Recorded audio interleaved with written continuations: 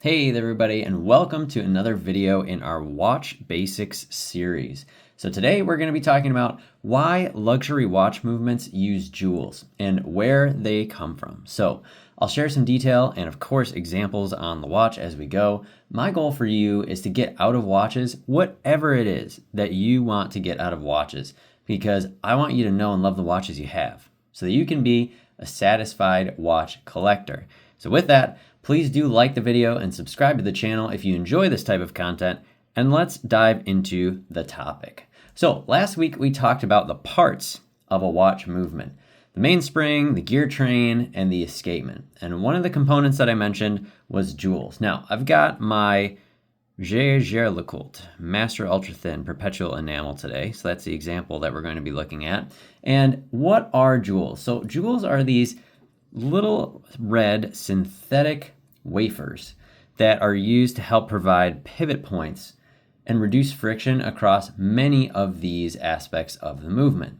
So not only do they lessen the wear of the mechanical parts, but they also have enabled us in modern watchmaking to use less lubricant and to require servicing less frequently. And those are some pretty huge benefits when you're talking about wearing a watch for years and decades in many cases. And you can see that there are several jewels inside this Jaeger-LeCoultre. On the back of it, there's this text that says 46 jewels, if I can get it in focus, right underneath the rotor there. And then you can see quite a few of them right across here. So we're going to talk about those. Now, where do these jewels come from? Well, for the most part, these days they're all going to be lab grown. There are a couple different methods used for creating them, often requiring a lot of heat, but that's still a lot easier to grow in a lab than to go out scouring for natural rubies, of course. So basically they're grown, sliced into wafers, and then they're either cut via punch or a laser. And then they get shaped into the size and spots that they'll fit in inside of these movements. By doing it this way, it also ensures that they're of equal hardness to rubies and same quality, so that you don't have any discrepancies in the quality. Now, let's take a look at the movement and talk about what parts of the movement actually use these jewels. So the part of the movement that's going to have the most jewels is usually going to be your gear train.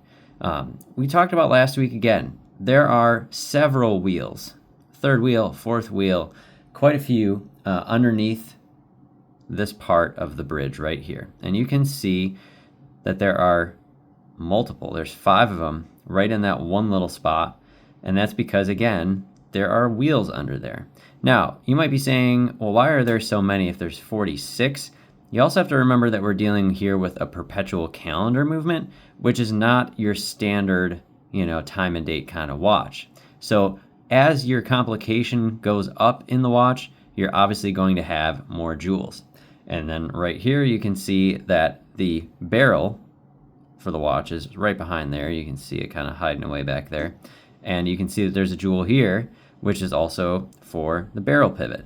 So pretty much anywhere that there's going to be a turning or winding component of any sort, you're going to see that there are jewels. And so again, we'll talk about some other pieces of that.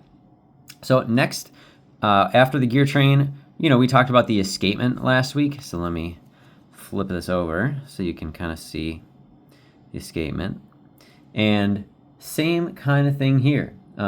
You'll have jewels in the pallet fork, which if you look right behind, it's kind of hard to see in this one, but it's kind of hidden away back here.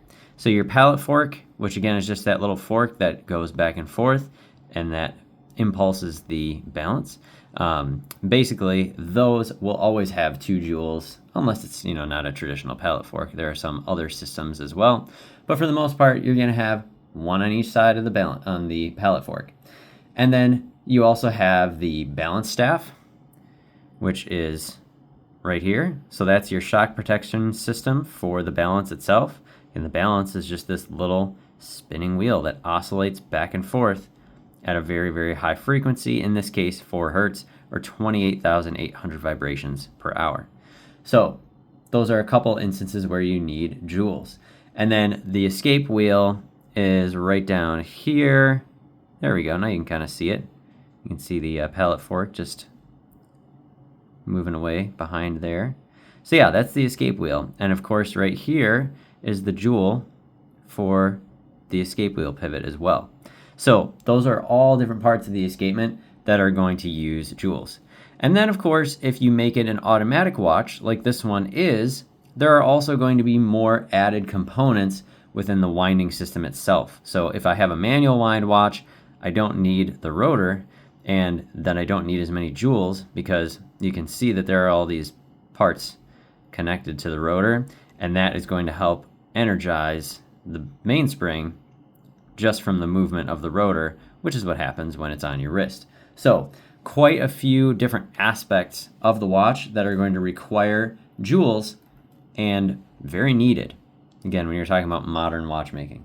So most movements today will have at least 20 of them, 21, somewhere in there, 25. When you start getting above 30, you're often getting into some aesthetic elements as well. So you may not just be wanting the jewels and the critical points, but you may also want them kind of to be decorative on some spots that may not really need them. But when you're dealing with parts that are this small, very often you're going to put them in there because you don't have a lot of room to work with. So if it makes sense to have a jewel on a pivot, you're probably going to put it on because it's just going to help the watch last longer in between service intervals. So again, when you see something like this where you're at 46 jewels, you know you're looking at a watch that has been very thoroughly designed, iterated on.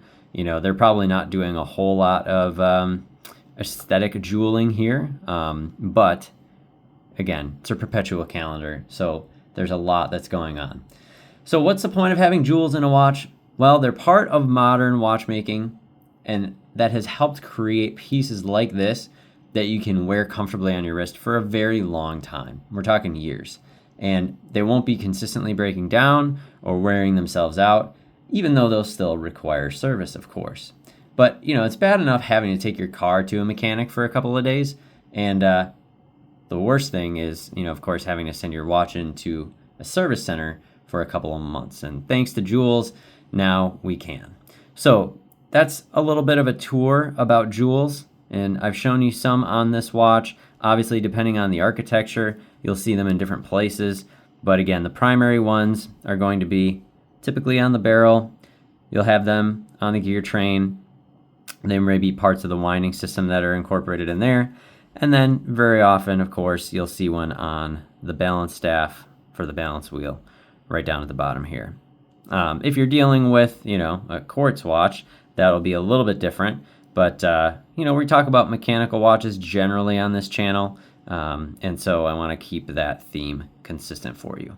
So that's my tour. That's why luxury watch movements will use jewels, and also a little bit about where they come from. So again, if you do like this style of content, please like the video and subscribe to the channel. And I'd love for you to leave a comment down below as you look at your watches, look at your collection. What is your watch with the most jewels? For sure, this one is mine at 46.